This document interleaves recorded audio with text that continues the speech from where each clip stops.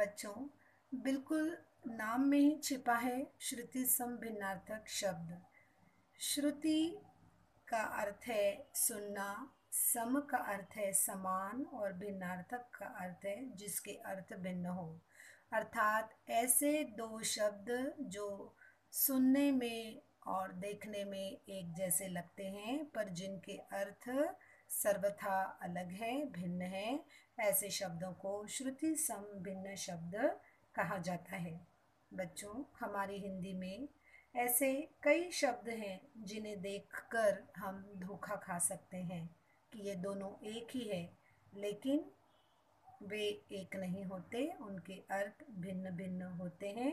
ऐसे समय बहुत ही सटीकता से और सोच समझकर ऐसे प्रश्नों के उत्तर को हल करना होता है। आइए हम देखते हैं श्रुति सम भिन्नार्थक शब्द की परिभाषा।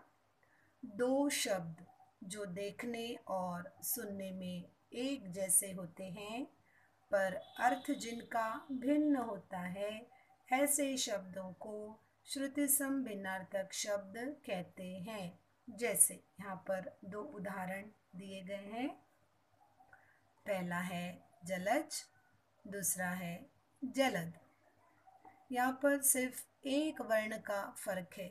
यहाँ पर भी जल है, यहाँ पर भी जल है, लेकिन जल के बाद यहाँ ज लगा है और जल के बाद यहाँ पर द लगा है। तो बस हम करते क्या है, जल्दी जल्दी में हम उसे ठीक से देखना भूल जाते हैं और उनके उत्तर हम गलत लिख देते हैं, परीक्षा में भी गलत हो जाता है। इसीलिए जब इस प्रकार का अगर कोई प्रश्न आता है श्रुति सम भिन्नार्थक शब्दों वाला, तो बहुत जल्दी नहीं करनी है, बल्कि अपने विवेक के साथ इस प्रश्न का उत्तर हमें हल करना है। जलज, जलज का अर्थ होता है कमल और यह है जलद, जलद का अर्थ होता है बादल।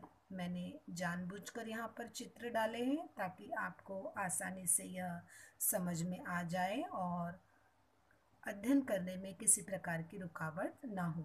आइए कुछ अन्य विषयों को हम यहाँ पर समझ लेते हैं जिससे श्रुति सम भिन्नार्थक शब्दों के बारे में कोई भी चिंता या परेशानी नहीं रहेगी। यह विषय बहुत ही जल्दी हल हो जाएगा। बढ़ते हैं आगे।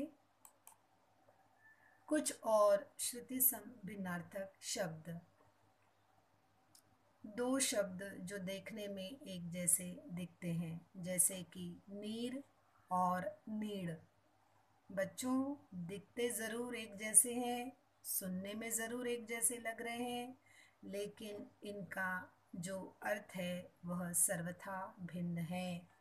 नीर अर्थात जल, नीड़ अर्थात घोंसला, ग्रह अर्थात नक्षत्र, गृह अर्थात घर, सर अर्थात तालाब, शर अर्थात बाण, शाम अर्थात संध्या, श्याम अर्थात सांवला, निधन अर्थात मृत्यु, निर्धन अर्थात गरीब, मूल्य अर्थात कीमत, मूल अर्थात जड़,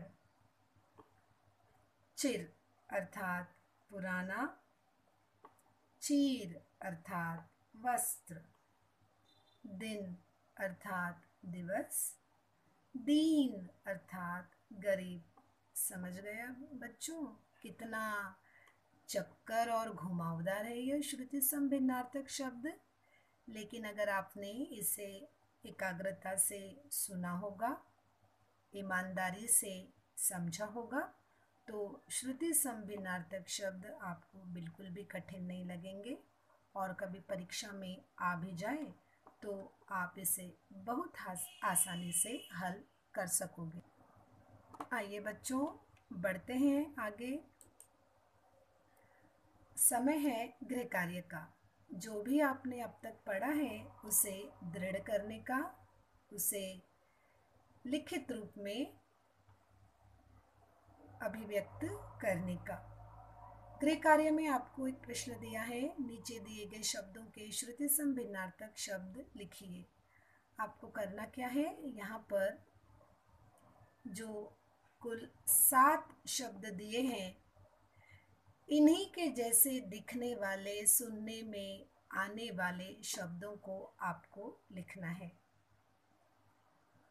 अब होगा ये कि यहाँ पर जो हंस लिखा है इसका अर्थ भिन्न होगा और इसी के जैसा जो श्रुति सम शब्द लिखेंगे उसका भी अर्थ यहाँ पर भिन्न होगा।